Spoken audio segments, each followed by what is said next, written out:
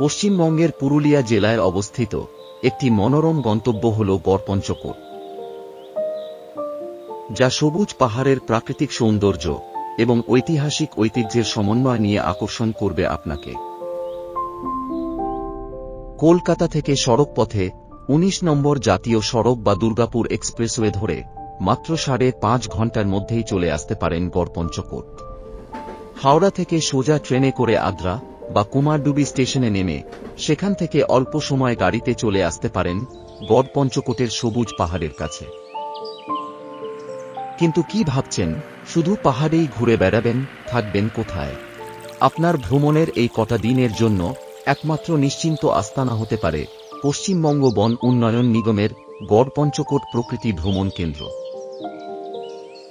পাহাড়ের কোলে এই সুন্দর সাজানো বাগান এবং গাছপালার ফাঁকে ফাঁকে অনেকটা জায়গা নিয়ে খোলামেলা পরিবেশে এলেই বুঝতে পারবেন যেন অন্য জগতে প্রবেশ করেছেন আপনি।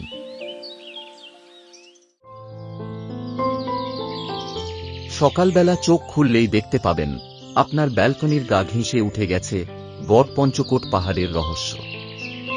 এখানে ব্রেকফাস্টে যেমন পাবেন জিভে জল আনা বাঙালি খাবার, তেমনি পাবেন সাহেবি খাবারের অফুরন্ত অপশন। স্বাদে গন্ধে যা আপনার দিনের শুরুটা করে তুলবে একদম লাজবাব। প্রকৃতি ভ্রমণ কেন্দ্রের আহামরি ব্রেকফাস্ট খেয়ে বেরিয়ে পড়ুন অপারেশন গড়পঞ্চকোট।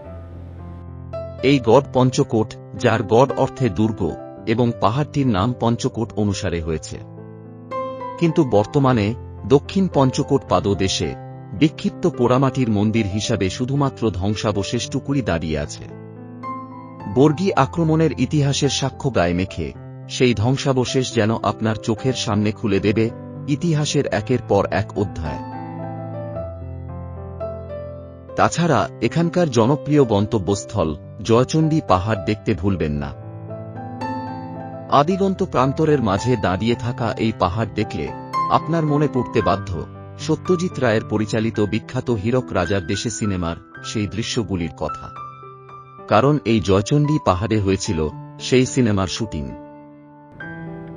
এই প্রকৃতি ভ্রমণ কেন্দ্র থেকে মাত্র ৫ কিলোমিটার দূরেই অবস্থিত পাঞ্চেত বাঁধ এবং ৩০ কিলোমিটার দূরে অবস্থিত মাইথন বাঁধ দেখতে কিন্তু ভুলবেন না। আর যদি এই ভ্রমণ হয় শীতকালে, তাহলে আপনার চোখ জুড়িয়ে যাবে পাঞ্চেত বাঁধে ভিড় করা হাজার হাজার পরিযায়ী পাখি দেখে। পাঞ্চেত বাঁধ এবং মাইথন বাঁধের অসামান্য দৃশ্য আপনার এই ভ্রমণের অ্যালবামে নিঃসন্দেহে মুক্তোর মতো উজ্জ্বল হয়ে থাকবে। ঘুরতে ঘুরতে যখন একটু ক্লান্ত হয়ে পড়েছেন এবং ঘড়ির কাঁটা মেনে আপনার পেটে খিদের টান পড়তে শুরু করেছে, তখন আবার গাড়ি ঘুরিয়ে ফিরে আসুন গড়পঞ্চকোট প্রকৃতি ভ্রমণ কেন্দ্রে এবং উপভোগ করুন এখানকার রাজকীয় দুপুরের আহার। শুধু স্বাদে বা গন্ধে নয়, এখানকার কর্মীরা এমন সুন্দরভাবে সাজিয়ে আহার পরিবেশন করবে আপনার সামনে, যা দেখে আপনার খিদে কয়েক গুণ বেড়ে যেতে বাধ্য। মধ্যাহ্নভোজ সেরে আবার বেরিয়ে পড়ুন কল্যাণেশ্বরী মন্দিরের দিকে। কথিত আছে প্রায় ১২০০ বছরের পুরনো এই মন্দিরের প্রতিষ্ঠা করেছিলেন মহারাজা বল্লাল সেন। কল্যাণেশ্বরী মন্দির দর্শন করে প্রকৃতি ভ্রমণ কেন্দ্রে ফিরে আসার পথে ঘুরে আসুন বরন্তী ড্যাম, যা না দেখলে আপনার গড়পঞ্চকোট ভ্রমণ অসম্পূর্ণ থেকে যাবে। বরন্তীর নির্জনতা আপনাকে অনুভব করাবে বন্য প্রকৃতির আদিম একাকিত্বকে। বিশেষ করে বরন্তী ড্যামে দাঁড়িয়ে সূর্যের অস্ত যাওয়ার দৃশ্য যেন বাঁধানো ফটো ফ্রেম।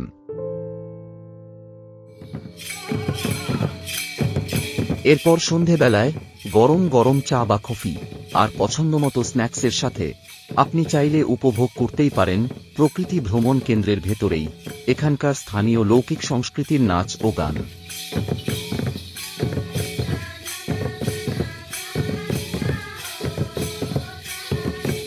আর তারপর রাতের বেলায় পছন্দ মতন ডিনার সেরে বিলাসবহুল কটেজের পাপড়ির মতো নরম বিছানায় শুয়ে আপনি হারিয়ে যেতে বাধ্য মায়াবী ঘুমের রাজ্যে।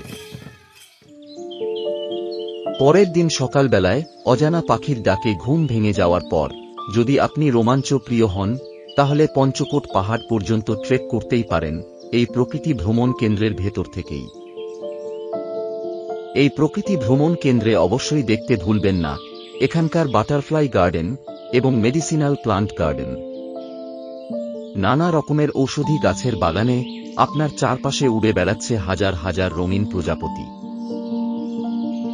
দিন দুয়েক পর বাড়ি ফেরার সময় অবশ্যই মনে করে নিতে ভুলবেন না পশ্চিমবঙ্গ বন উন্নয়ন নিগমের প্রকৃতি ভ্রমণ কেন্দ্রেই প্রাপ্ত খাঁটি মৌবন মধু।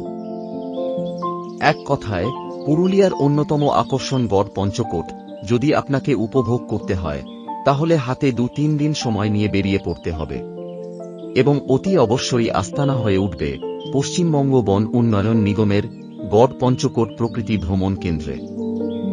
তাই আপনার পুরুলিয়া ভ্রমণকে আইকনিক করে তুলতে অবশ্যই বুক করে ফেলুন পশ্চিমবঙ্গ বন উন্নয়ন নিগমের গড় পঞ্চকোট প্রকৃতি ভ্রমণ কেন্দ্র।